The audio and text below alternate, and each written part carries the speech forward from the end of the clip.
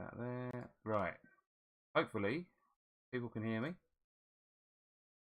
Hey, yeah, been a very long time. We've been quite busy, um, as I'm sure you can appreciate. For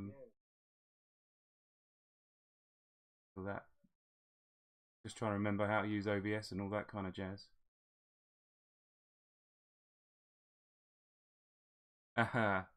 Well, the thing is Robin, I basically we reached out to. I knew I had a friend or two who worked with the guys, and just sort of reached out. And once we started getting down the track of having some interesting conversations, it became a little bit more difficult for us to actually come out and say what was going on. So we had to go a little bit dark in the end. Thank you for letting me know the audio works. That's awesome. So yeah, the campaign's gone really well, and I hope everyone's at least looked at backing it. We're going to try and paint Grog in the usual 60 to 70 minutes, maybe, and I'm going to try and use really simple techniques that should be pretty straightforward. For anyone who's not super familiar with painting. So I'm going to get started. I am the world's worst at reading the comments while I'm painting because I've got I wear like magnifying glasses because I'm getting on a little bit now. So I'll periodically peer at the comments. So first things first, just while I'm putting the base coat down,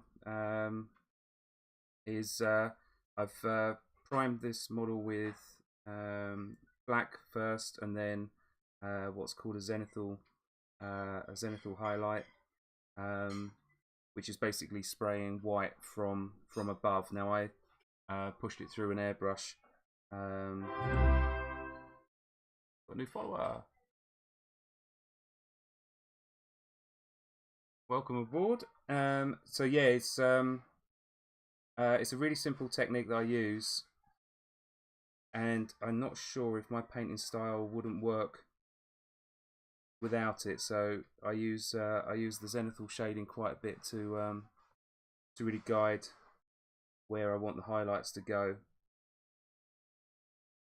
If any of you have ever seen me painting before, you'll know that the first stage is usually the stage that's a little bit dull, just blocking out the colours. Russ and I talk about this quite a bit, which is Russ tends to paint a single part of the mini to its entirety, you know, all the highlight and the shade and everything like that, whereas I tend to block out all my colours first and then go in and highlight. I think Russ gets better results than I do in over a longer time frame. So did the whole team pile in on modelling, or did you chain down Russ and not let him out? No, actually everyone piled in. Ben sculpted Grog. Tom, I can't remember who he sculpted. A couple of the models out of Vox did. So let's just stand him up, get another bit of brown on. That is going to explode, isn't it? 100% going to explode if I squeeze it harder.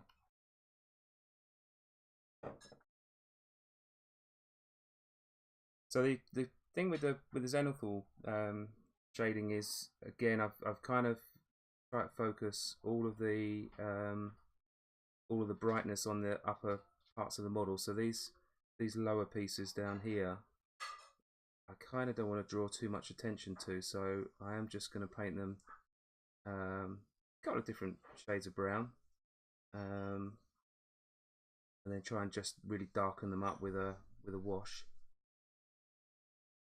What is going to be funny is when we're getting on to trying to do some fine motor skills. So I went out drinking last night and have been feeling rather fragile pretty much all day. So so I can already feel I've got a bit of the DTs or the shakes. which would be fun for people to kind of see. You don't actually have one of the. I think the most common thing that anyone ever says when they see models that I've painted is, "Oh, you must have a steady hand," and it's like, actually, I don't have a steady hand at all. Today it is feeling pretty grim. Where's my water? I need to get that somewhere a little bit more useful. Right, get some black on that. Where are you?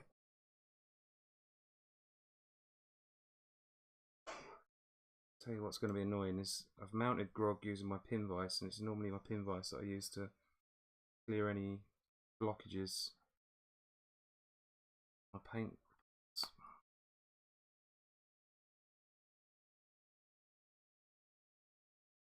Did we delete all the old videos? Again, I think it's me not being terribly useful with Twitch. I think that they just get auto deleted over a period of time, which kind of means two things. It does mean that they're all gone, and I don't think we've got them saved anywhere, so that's kind of annoying. But it is basically, well, it's going to be a nice excuse to kind of paint them all over again. Anyway, and with slightly less time pressure, because I don't know if you're aware of how quickly the last kind of set got painted up to send over to LA. So it'd be nice to kind of paint them again, but maybe take a fraction of time over them.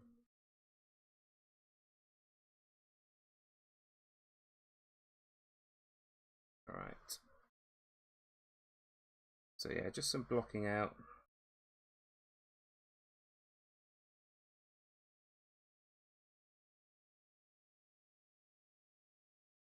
Just trying to keep things as neat and tidy as I can.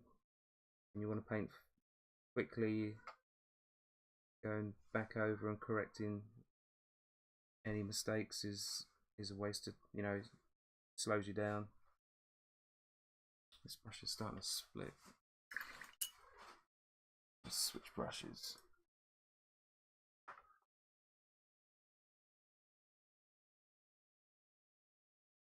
Oh, my hands do not feel like they belong to my body.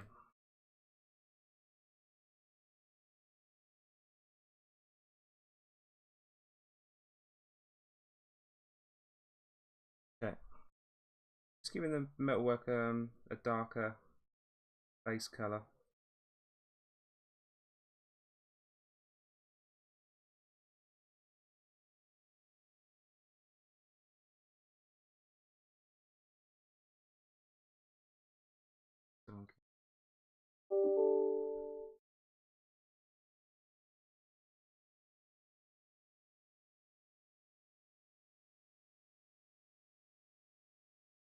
So far, nothing dramatic. It's a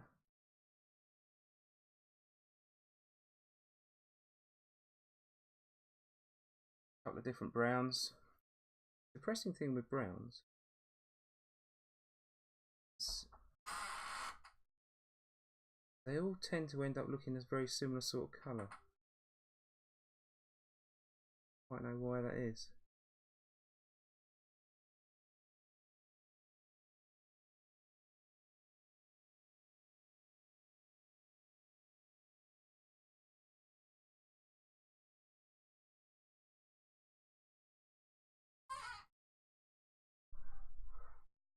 Cool. Make this satchel quite dark as well, but we'll highlight it with a different colour tone. It'll just come up as a really dark satchel.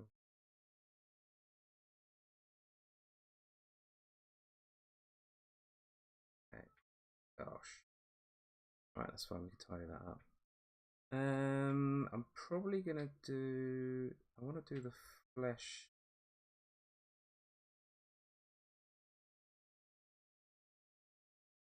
Before I do all this stuff, but I want to make sure that stand where all the colours going down. So We're on camera, it's one of my best habits.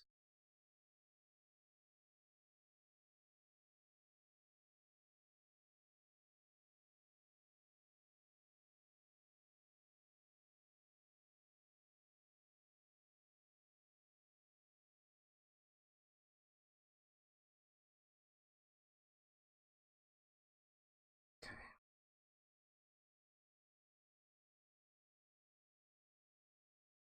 Tell you what, it's really awkward this thing being on here. Let me just quickly adjust that while that's drying. Because very annoying the way it's set up. Paint. I'm just going to get a just cork mounted on a base, bit of double-sided tape. Stick the double-sided tape over the top. Now, when these minis come, they'll come pre-assembled and mounted on their bases already. But it's a handy little tip. There you go. Right, cool. Right. Yeah, for some reason it being on that long spindly thing was really sort of throwing me angles off. Right, let's just get some block out the black here.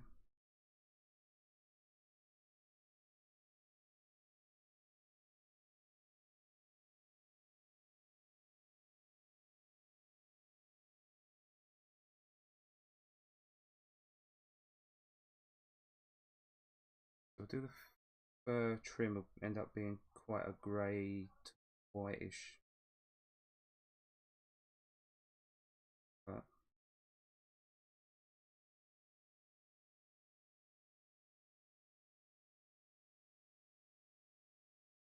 okay, do those straps after we do the flesh. We might as well just do the other gauntlet one.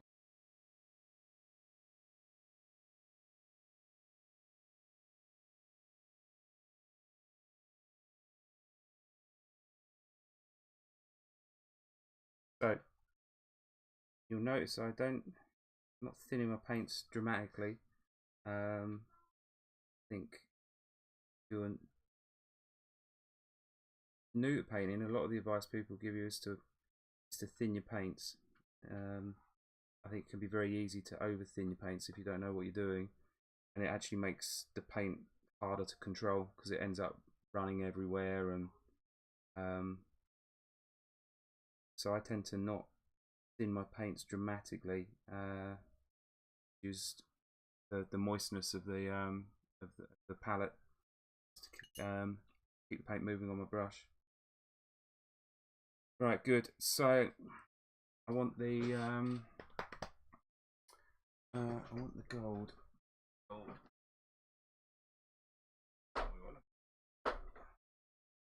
Nice. Right. Yeah, we'll go this one. Makes kind of sense. We'll go with dwarven gold for the belt.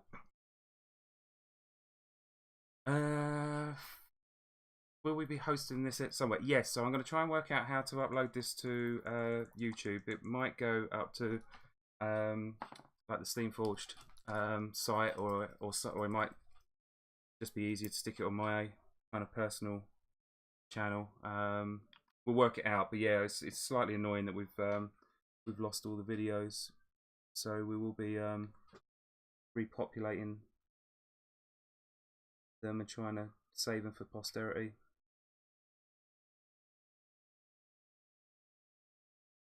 So neat gold on the belt. It's going to be a nice warm metallic. It's going to contrast really, really nicely with his blue skin.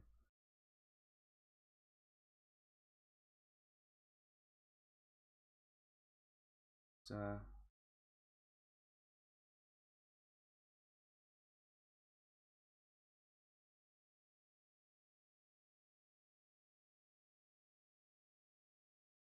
I'll tell you what, I haven't been this hungover for a long time. I don't normally get hangover.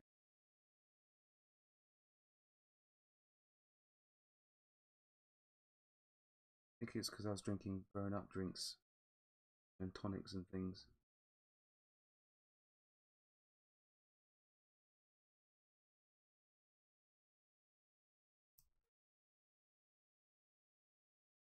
Alright, so we're starting to get a sense of the way the colour's going to look. So these gauntlets, does anyone know what colour they're going to be? What colour they should be?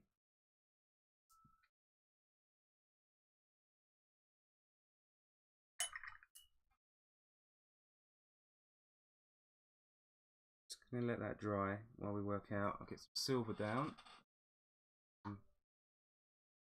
Silvery colours. Where's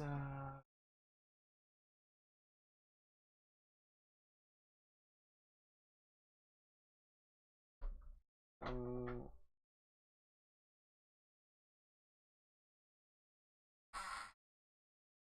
warm, so I'm going to go with scale 75 thrash metal. Titan stone knuckles is going to be stony. Oh, okay, alright. That's cool. We can leave them a grey colour then, not even make them a metallic. That works just fine. The artwork on that I have seen for the for this skull leads me to think I can make it into a bit of a feature if I want to. So I'm going to give it a little bit of a metallic, and I'm going to paint the rest of it black. It's all like a black leather feel.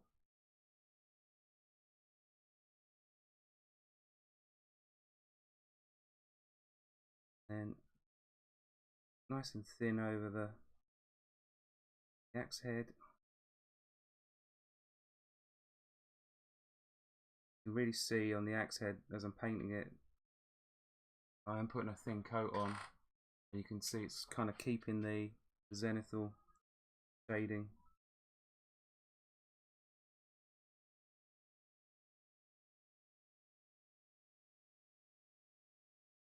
So yeah, for people who just joining the stream, this is more of a basic paint job rather than a kind of competition. Well, it's pretty far from competition. I'm not good enough to enter competitions anymore. Don't paint nearly as much as I would need to. But this would be, I think, a really achievable level and perfectly suitable to kind of paint your minis, get them on the table gaming.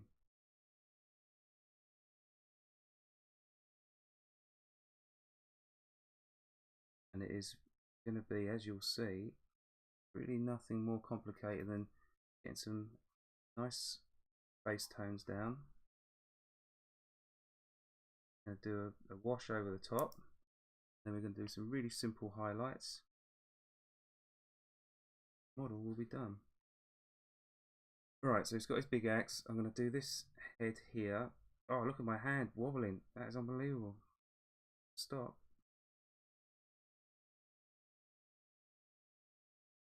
Maybe I should just go and have a drink.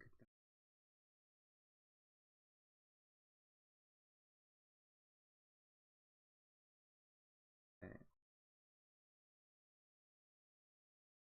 Bit of gold in the back there.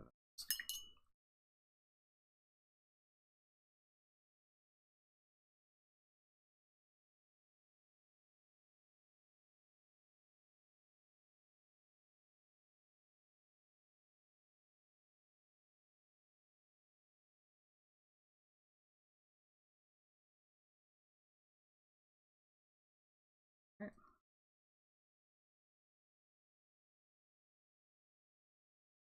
Alright. Colour scheme's not going too well.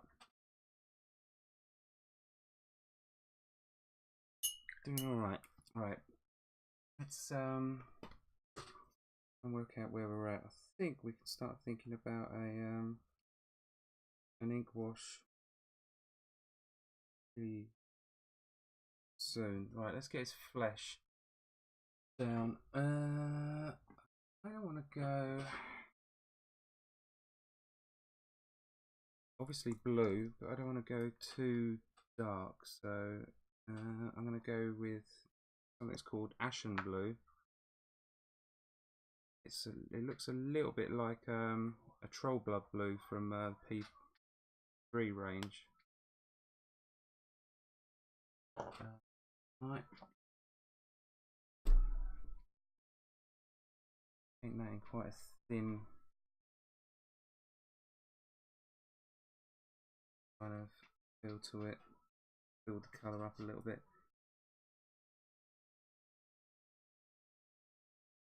So this paint I am painting, this is a lot thinner, so what I want to do is let the pre-shading kind of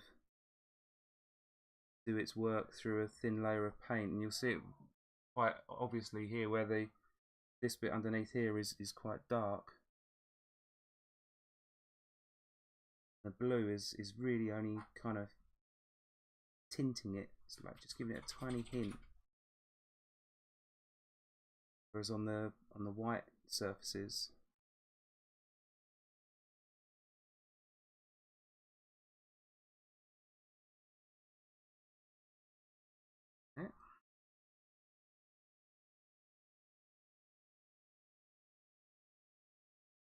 what it does mean is there's a little bit, take a couple of coats to kind of build it up where we want it to be.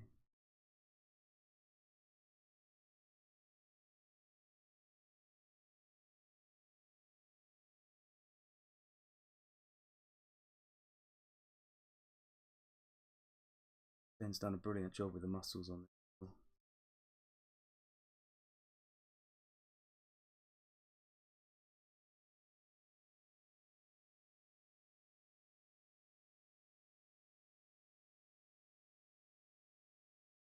So you see there, we've kind of ended up with too much paint on the model, and I'm drying the paintbrush and then wicking the paint away.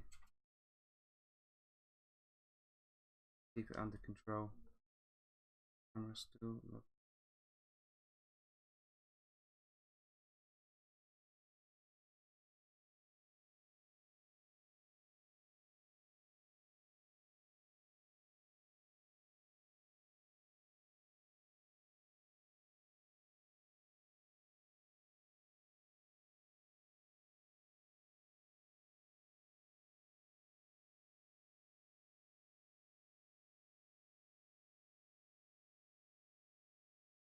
Okay.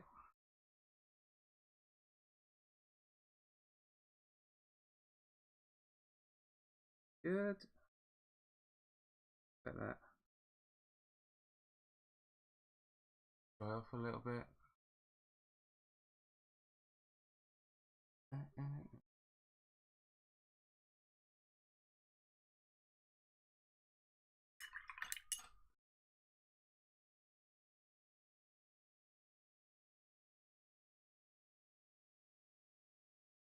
Right.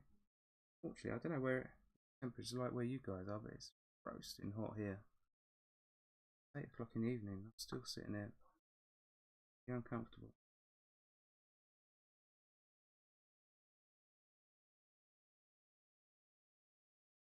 Doesn't mean that the paint is drying quickly on the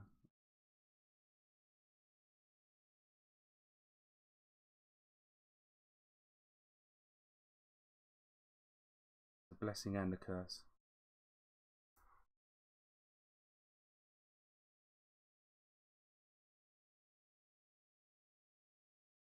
Okay, so hopefully nothing you've seen so far should be earth-shatteringly difficult for anyone to do. Take your time, block it out, try and be as neat as you can with your painting.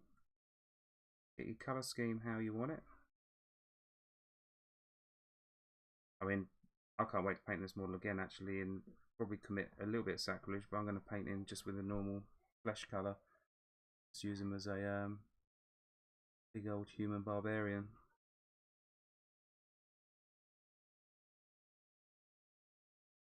A little bit of blue there.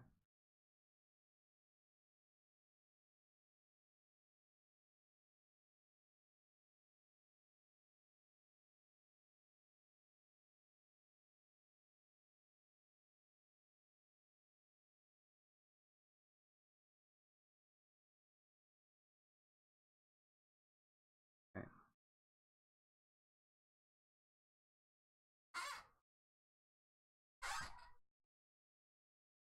Right, I think we're ready for an ink wash. Now I haven't painted the straps because I'm gonna ink wash now, and that'll make it a lot easier for me to kind of do them afterwards. Will I post a list of the paints I've used and what brushes? Have you talked at all about the wet palette thing and what it's used for? Oh, okay, right, yeah. So far, my paint of choice is Reaper Master series. It's hard to get hold of over here in the UK, but very easy to get hold of over in America. And I am either using a Reaper Master series, and for my metallics I use Scale 75 golds and silvers.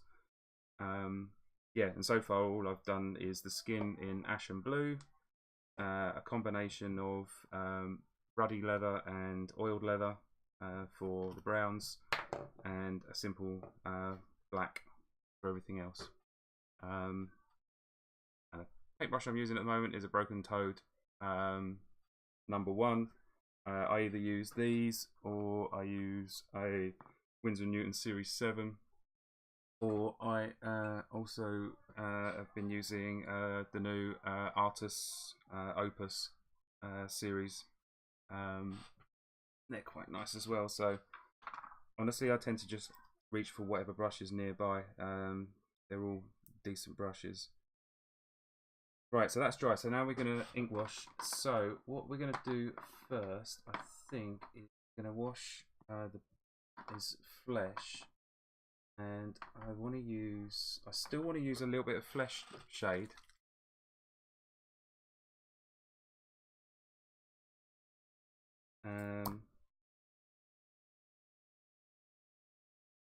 To wash over it. So I'm going to put a little bit of flesh shade down on the palette, and then obviously a little bit of blue. Yeah.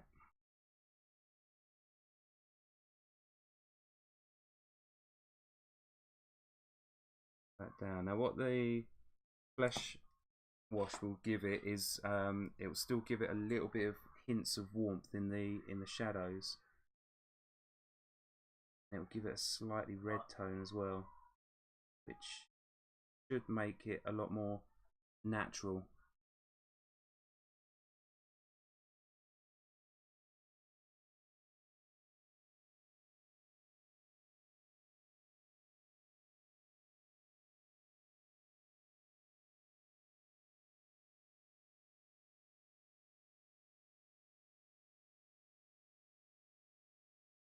What we can do is we can go back in over the top of this wash once this has been laid down,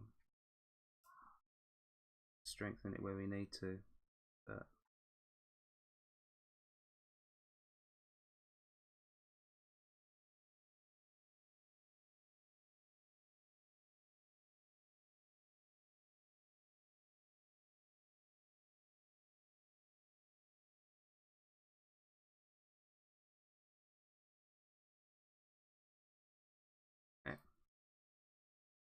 that. How long have I been painting minis for? So I think I first started painting minis using enamel paints for D&D when I was playing advanced D&D with my mates when I was about 11, and I'm 46 now. So what does that mean? So 35 years I've been painting minis. Try and paint. I don't paint as often as I would like. When I really get my painting mojo on, I paint every day. I'm quite lucky. A lot of my day-to-day job is talking to people on Skype, and instead of kind of just fiddling, I kind of just grab a model and just do a bit of painting while I'm chatting to people, which is quite handy. Right, so that's that bit done. We're going to do good old Agrax Earth Shade on everything else. We'll do that neat out of a bottle.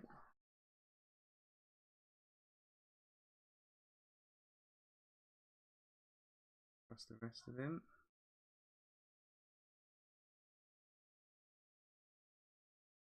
And of course, when you're doing this,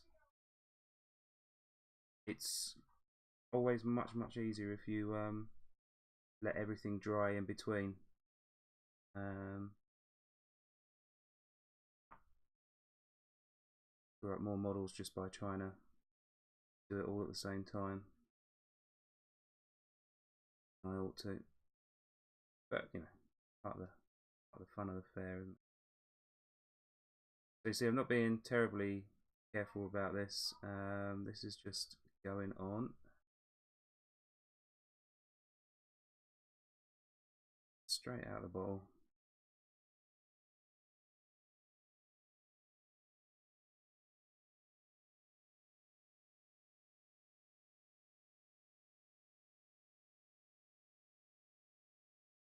Fraction heavy, but we'll go in and just that while it's.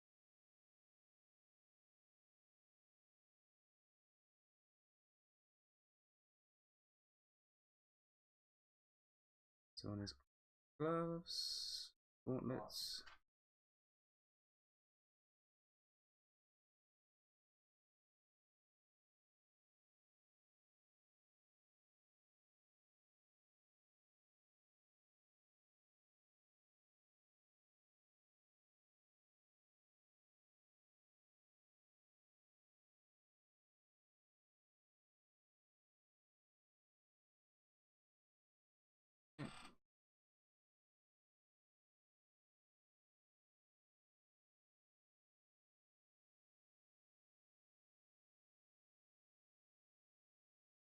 Oh, I'm in the office.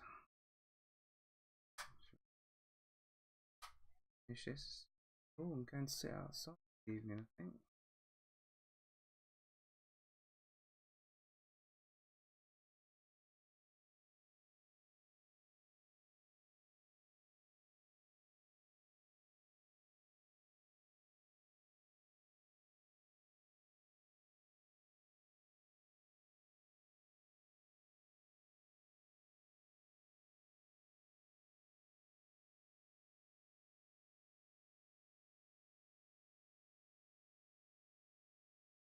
So is this all making sense to people?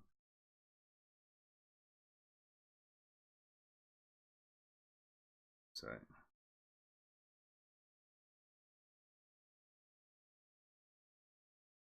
alright, just this shoulder piece to do, and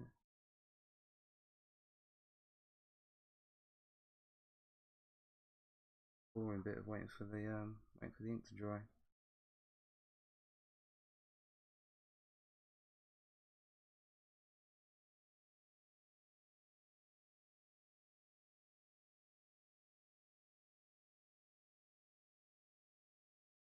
Cool. Alright, that'll do for that.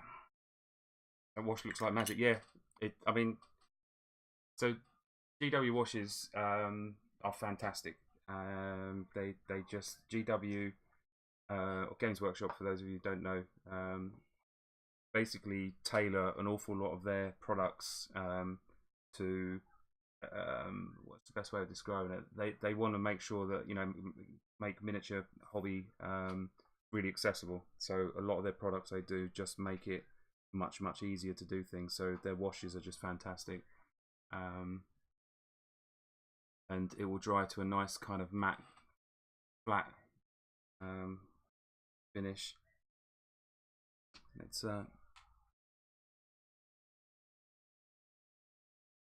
then an awful lot. What we'll do is we'll actually just go in over the top and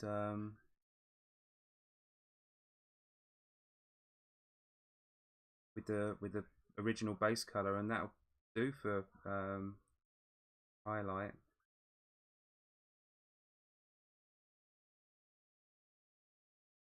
Going in doing his strapping now.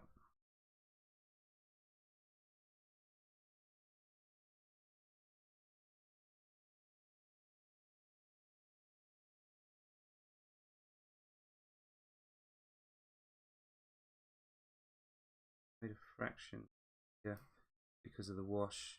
Shows me where I can and can't go, but still want to be a little bit careful. It's this kind of thing that doesn't ruin a model because it's easily fixable, but it just slows you down when you have to go in and repair areas like, you know, this flesh.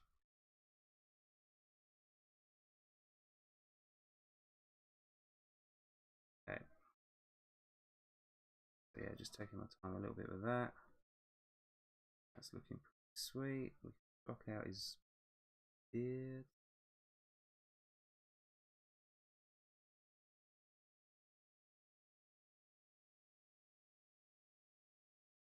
It's a nice dark beard.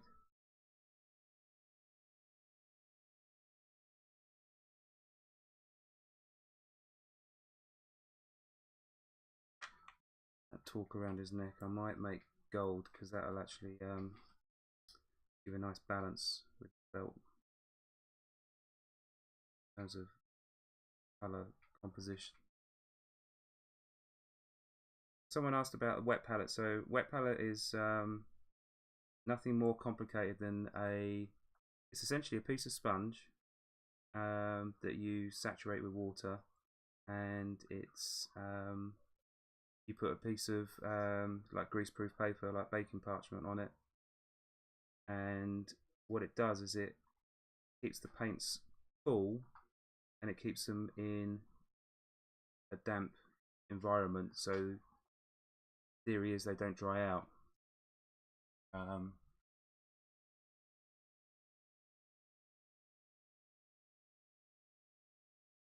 Do you have anything to make painting more stable? Any tips or tricks? So you might have noticed that so I was out drinking last night, so I've not too bad. Yeah, not too bad. Watch how little I actually move the paintbrush, and how much I move the model. So for example, when I was painting this strap, I would have held the paintbrush in one place and then rotated the model around, and that just means that you know it's easier for you to do a rotation than it is for you to try and do a pull. That kind of helps mitigate shaky hands. I mean, I've painted minis with the most horrendous shaky hands. It's just a case of, another thing is, you know, I use like my little finger quite a bit to kind of stabilize my hand. So when I'm actually painting here, the palm of my hand is like hard against the side of the table, just to kind of create as much of a stable platform as I can.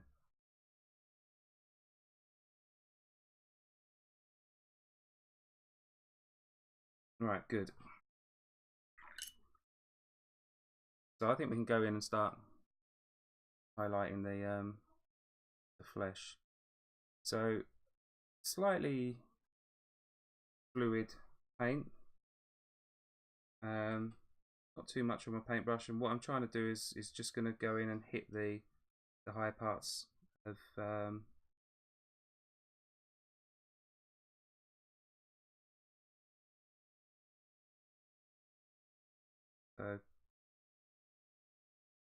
basically there's a bit just above his eyes, top of his nose, tip of his nose,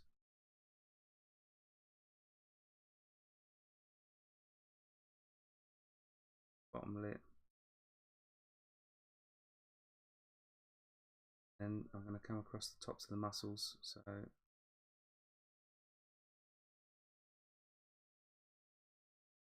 across the tops there,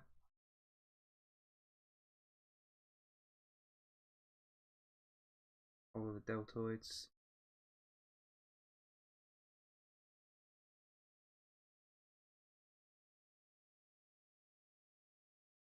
follow them down to give them their little bit of structure.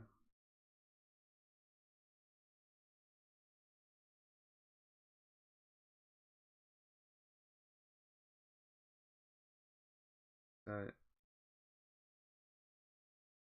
pull where you can, put the highlight down where you want it. So I want the highlight there, and then I basically pull up into the highlight, create the transition. Now, if you're just starting out with painting, just concentrate on learning where you want to be putting the highlights. So I just want to be putting them around the tops of the muscles, and then as you kind of develop your skills, then you can kind of try and you know, do these sort of smoother transitions. But it's perfectly fine to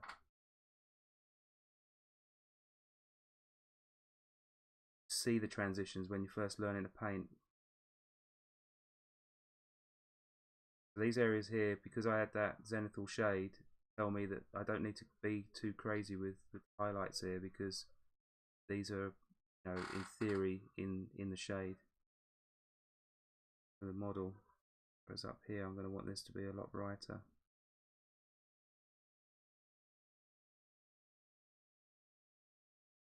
We've used thinnish paint when it first goes on. Oh, that colour correction on the video camera is horrendous.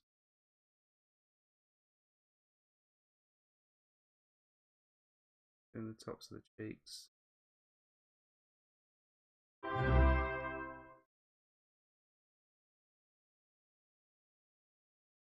Beneath his eyes.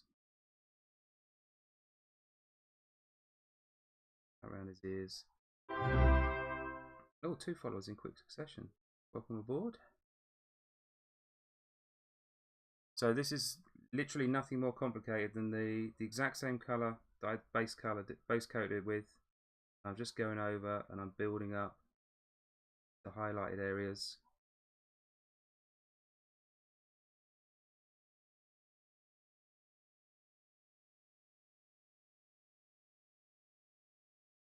Where I want the light areas to be, but I'm not touching any lighter colour or anything yet.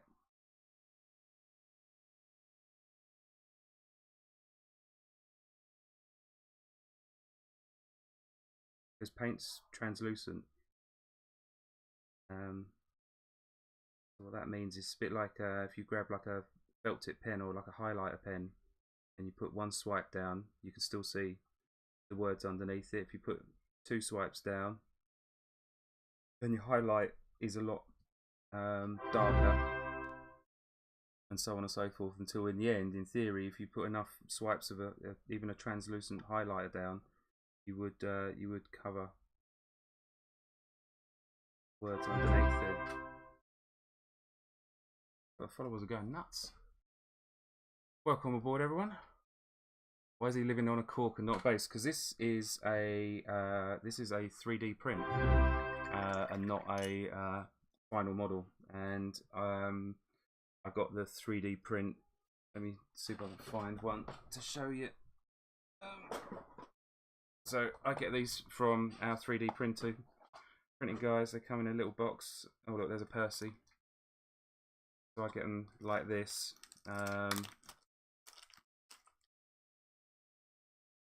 And they have to be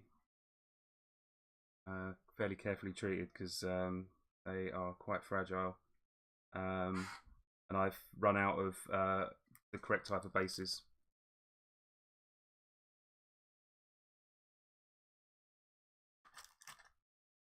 Put him away. You can get some paint on him at some point in time.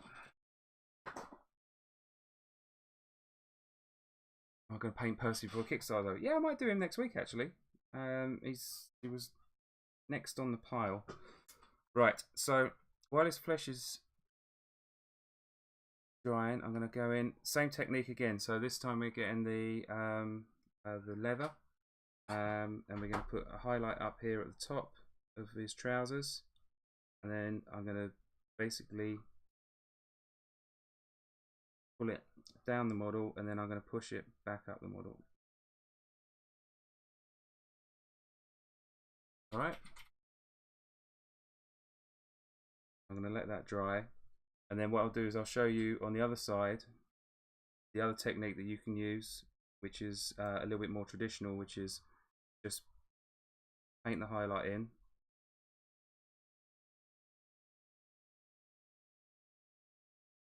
and then grab another brush that's slightly wet, not covered in dark paint of some sort. Just basically go around the edges. I'm going to keep that in my teeth, show you that to you again. So paint your highlight while it's still damp, come in with a clean brush and then basically just smooth it down.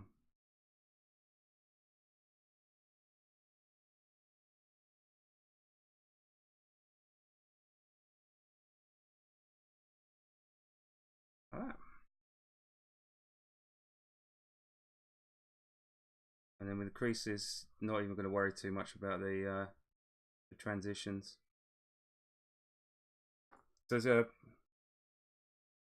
something to bear in mind with when you're painting highlights on models is the type of the material that you're painting determines how crisp the highlights need to be. So a cloth tends to be not the most reflective of surfaces, so the highlights tend to be I'm gonna have to just stick him down on a base because he has been a rascal.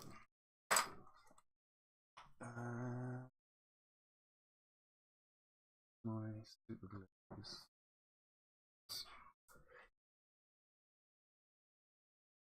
Okay. Where I super glue my hands together live on stream.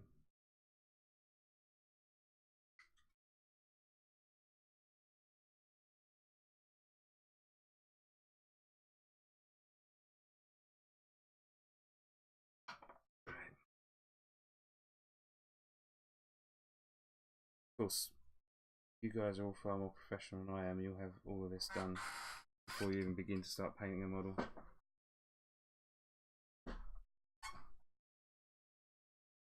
Okay, right, he's on a base. Not the right kind of base, but he's on a base. That'll do. So we'll let that just dry off. So yeah, so basically, think about it like this. If you look at something that's shiny, it reflects the light really well on the hard edges. Yeah. What that means is the actual highlights themselves are really thin and hard. Whereas if you take like a soft piece of paper, for example, you can see that they're a lot more spread out. The reflection is, and it gets even more. You know, if you go down to like reaching around my table looking for a bit of soft cloth.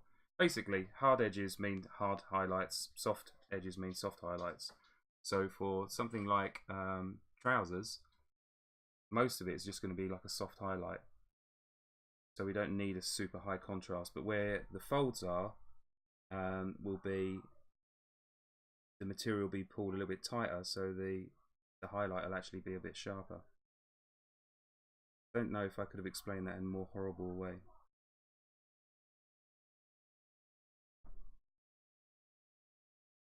The one thing I do like to do with cloth is give a hint of some texture, so I always like to go in and do a bit of cross hatching.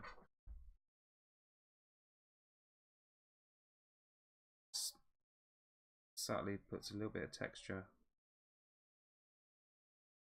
into the piece. Right, that's that done. So same for his boots. Now his boots are going to be made out of a harder leather, so the highlights on the boots can and should be a bit crisper and can be a little bit of a higher contrast value because leather is generally shiny. Obviously his boots are a bit kind of travel worn.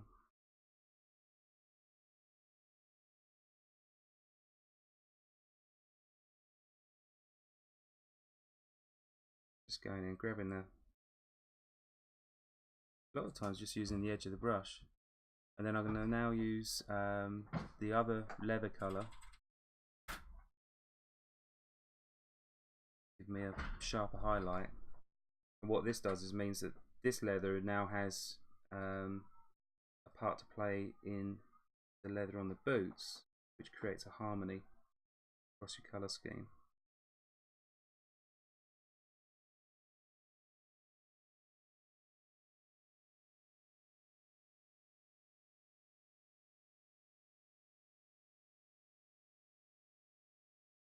I'll have to phone Ben up tomorrow and tell him this is lovely and easy to paint.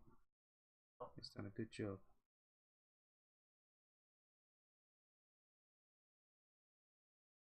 Alright, so that's his boots done. So back onto this loincloth. So this is going to be a little bit softer with the highlights. So basically spread these out.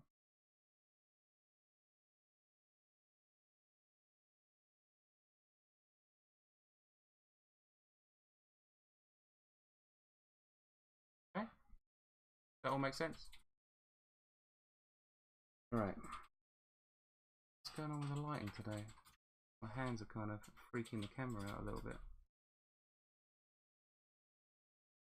Wear black gloves. Right, let's get his that bit of lovely. Right, so we said that these were stone gauntlets, so I'm just gonna come in and feel a bit stone-like.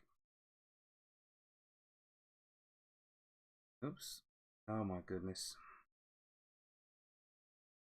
All going wrong. Stay on your base, dude.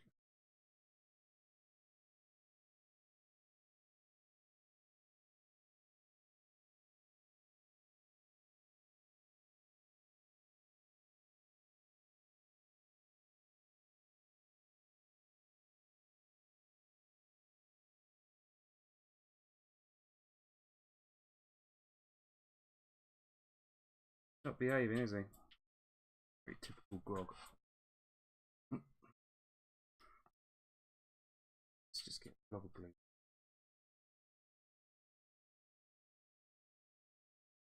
Okay.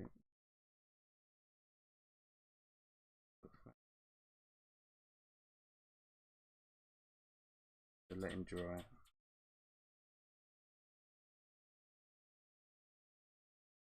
For a second.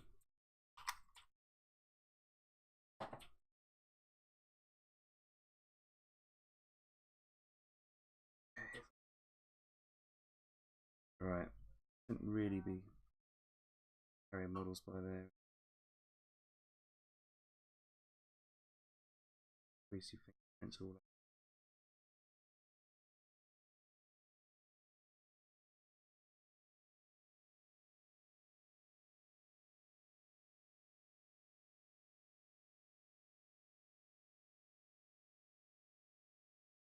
Okay.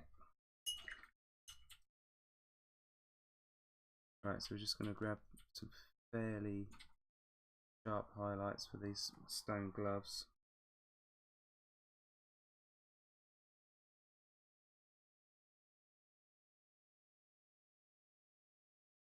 Sharp lines down where they're catching the upper surface.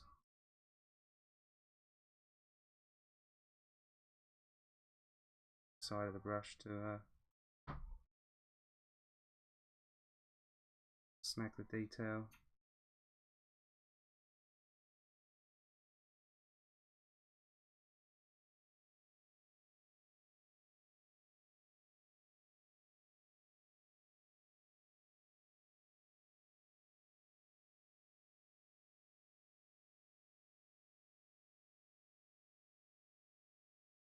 Yeah.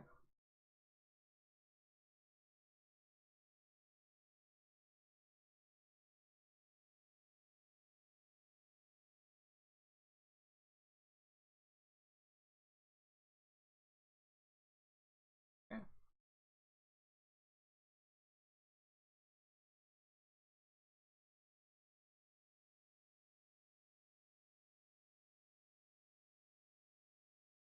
Super glue still hasn't dried.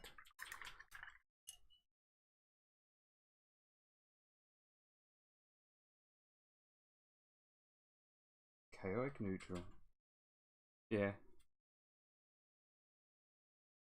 No, so for those of you who haven't seen the other minis that Steamforge have done, so we have a game called Guildball and a game called God Tier that's coming out soon, and they really were our first sort of foray into pre-assembled high quality minis that you can still paint.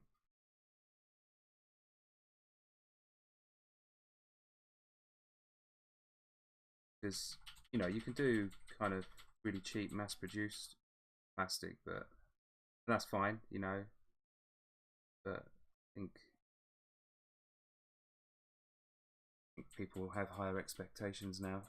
Even when they're picking up a board game, they quite rightly, for the money that they pay, you know, want a better quality mini. So we spent an awful lot of time and effort and money developing our PVC mini range. I think it stands up there. It's amongst the best that you can buy. Alright. This old crazy axe. Let's just get across the top of this skull.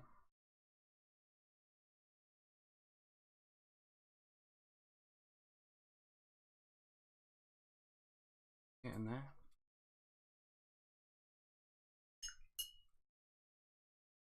So same with the belt. So I'm just going back in after the ink washers dried, and I'm just basically reapplying the gold where I want the highlights to be. Trying not to sort of fill in the shaded areas. What that does is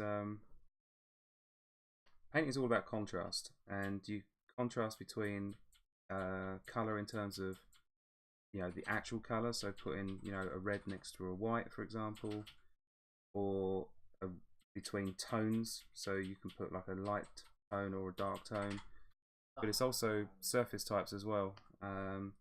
So with metallics, if your shadows are matte or flat in color and your highlights are shiny, it actually makes them look more metallic. So using the GW wash flattens it all down, and then going back in over the top with your metallic, actually you can see it really clearly on the axe there, where I've got the really flat surface on the bottom of this axe. That's just the wash, but then when you put the metallic paint back on, you can see where it really reflects it. Same with the belt buckle, as I'm kind of rotating it there, you can see where I've really put the shine back into it. It just accentuates how metallic it looks. Interestingly, the opposite is also true. So if you're doing flesh, you can actually paint like a little bit of a gloss finish into the shadows, and that makes the flesh feel a lot more lifelike. Right, so we're going to go in and highlight some of his skin where it all goes wrong, because so my hands are not feeling my own at the moment, but let's try on camera when I'm doing this bit. So alright, just touch the bridge of the nose and the tip of the nose, try and leave a gap between the two. Then I'm coming across the top of the eyebrow,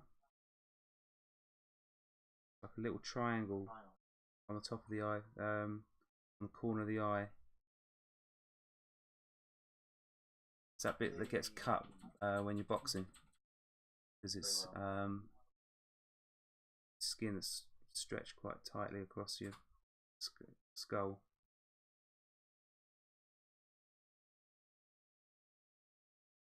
Okay, now I'm just coming across the top of his cheeks. This is the bit that's going to be tricky because it's so hot. Paint's drying out almost instantly on the brush. Okay, again, top of the cheeks, building that colour up. Hopefully that's coming through. I don't know what's going on with the colour on this.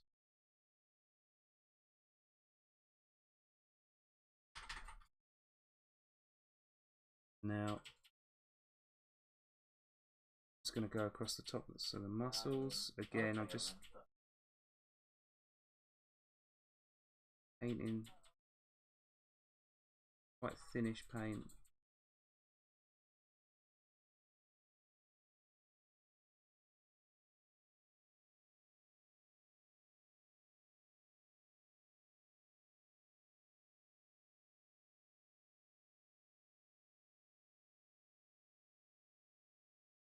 I think it's really easy when you're painting minis and you first start, you feel like you have to paint everything, and it's not true. It's what I like about, well, maybe it's just my style of painting, but I find I rationalise it by sort of, it's more like an artistic interpretation of the model rather than an actual physics-based realisation of that model. If that makes any sense, I'm basically trying to interpret the model. I'm trying to make it have its own spirit, as it were, rather than being an actual representation. It's like not a technical drawing piece for me. So I really want to just pull your eye to where I want to pull your eye to on the model. I mean, this is why I won't ever win competitions, because that's not how they're judged.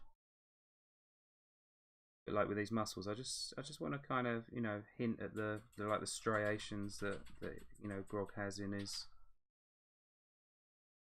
muscle mass.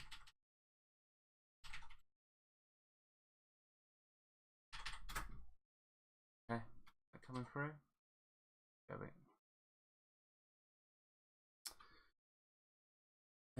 So I don't use the gloss GW wash. I use the normal ones. Yeah, no. So the washes that I use, a lot of Ragland Flesh Shade, Grexit Shade, and then Seraphim Sepia. Do I use the same technique for painting all faces regardless of colour? Yes. Yep. I mean, we're going to go back in over the top of this face to kind of boost the contrast, try and get a little bit of red tones in there.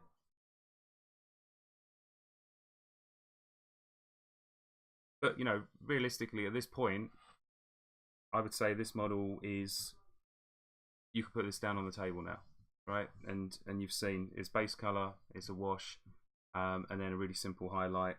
Obviously, Grog has his tattoos, which I don't think I'm going to be able to do tonight with the way my hand's behaving at the moment. But I've got the belts to do. I've got the talk around his neck to do. I'm going to pimp his face a little bit. So grab a red ink. So I use scale 75 inks. Just a tiny little dab of red ink. And this needs to be watered down quite a bit. So what I actually do is put a dab of water to one side, dip my brush into the ink, and then come over to that, and then end up with quite a thinnish glaze. And then I'm going to glaze this in the side of his nose and into his eye sockets. And the red will contrast wonderfully with the blue skin. New follower, welcome aboard. Glad you found us. And then I'm going to put another dab of that inside his mouth.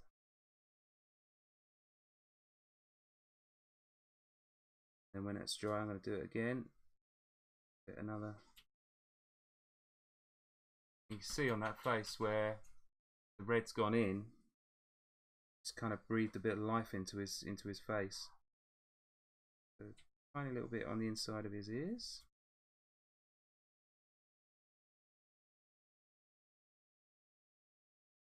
And then I'm going to water it right down and then do a really, really soft glaze across his cheeks. This probably won't come through on a crappy webcam, but just builds a bit of life in. Now I'm going to use the same red just to kind of put a little bit of a red tint in the shadows.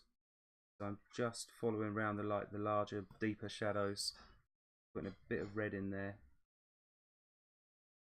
The reason we do this is, if you look at a colour wheel, red is actually opposite blue.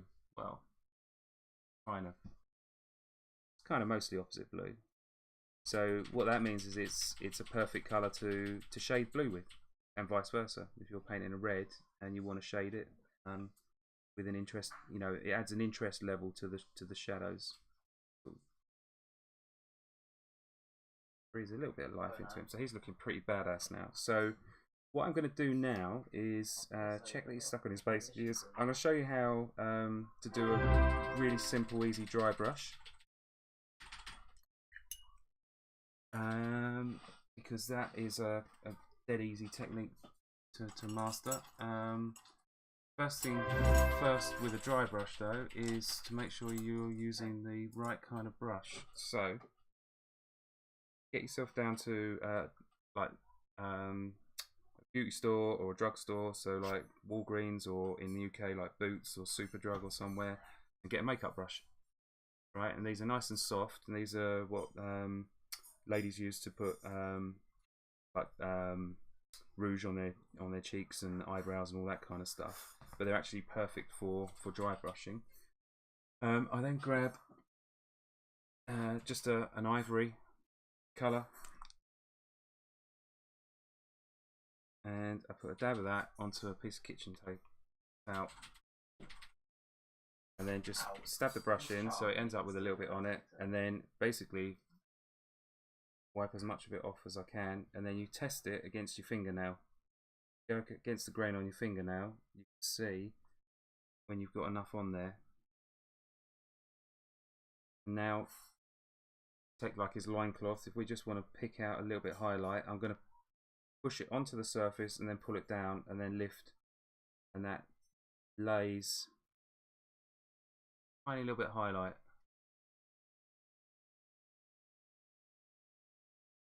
Again, I'm doing it in the direction that the light would come down. So doing it on his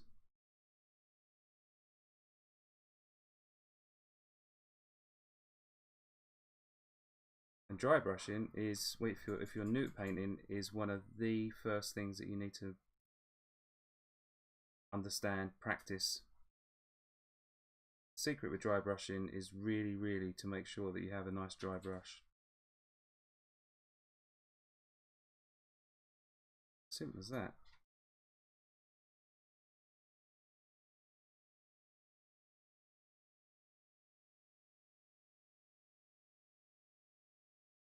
Cool.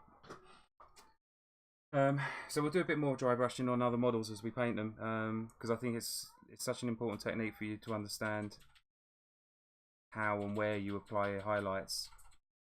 It also means you can get models painted real quick. So if you're, say you're painting for your group and you're painting a whole bunch of like monster minis, you obviously don't want to spend a huge amount of time on them.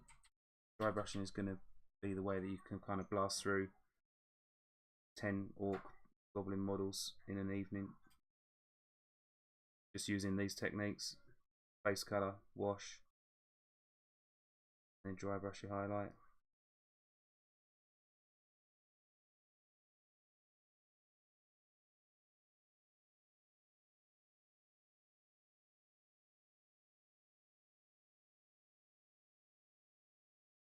Cool beans, looking pretty badass.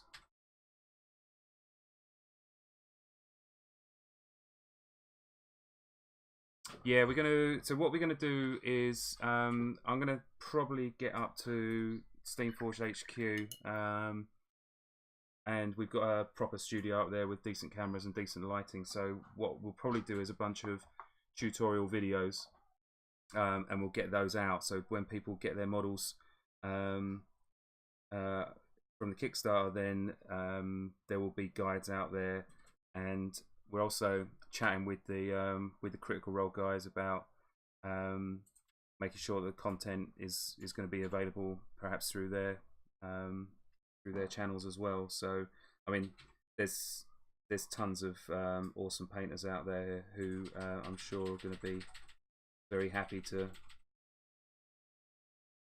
do a bunch of content and get it out on the channels. But while I have the advantage of being one of only a few people who currently have access to these models. I'm going to share them with as many people as I can and paint them. Cool part of my job, I guess.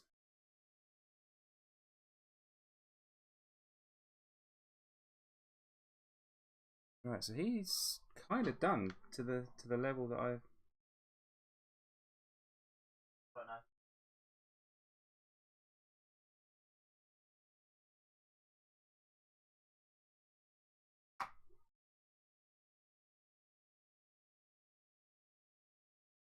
Actually, teeth.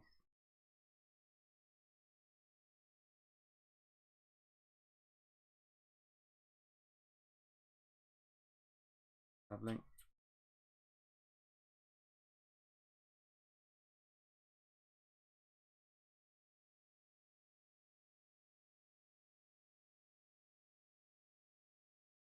Red in his mouth.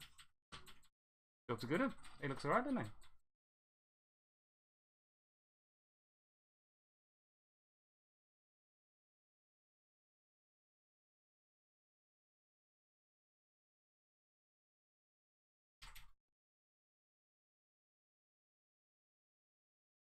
Cool. So I'll probably leave him at that. I'll do the tattoos from underneath the camera because that'll make life a lot less awkward. But I don't know how long we've been going. So was that about half an hour, something like that? No, hour and a half. Pretty straightforward, pretty relaxed. Just yeah, base color, ink wash, simple highlight. Job done. So watch this space. I don't know what I'm up to this week. I think I may be able to do another stream perhaps next weekend, but if I can get one during the week, then I'll do so. Yeah, maybe we can make a start on Percy next time. So thanks. Oh yeah, wash the necklace. Yeah, good point. Let me do that, otherwise I will forget. Good save.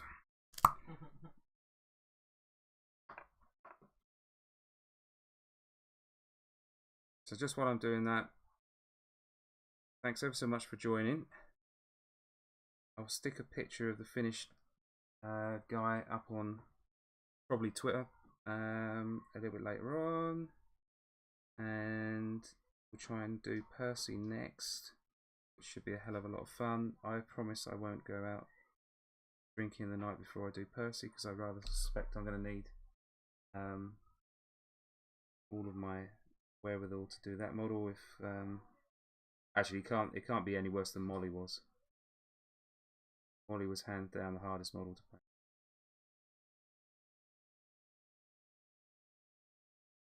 Mostly followed by Jester, actually. She had a lot of. I guess it's because I'm just not super happy with the with doing freehand stuff. There you go. That's it. So yeah, I'll get this video uploaded to YouTube so people can kind of watch it or use it as a reference point. We'll get some other videos done with a bit better lighting and maybe with a couple of camera angles. I'm up in HQ next week, so I'll have a chat with Ronan and the guys up there in the media studio, and we'll go from there. But thanks ever so much for joining me. I hope everyone enjoyed it, and I will catch you next time. Cheers.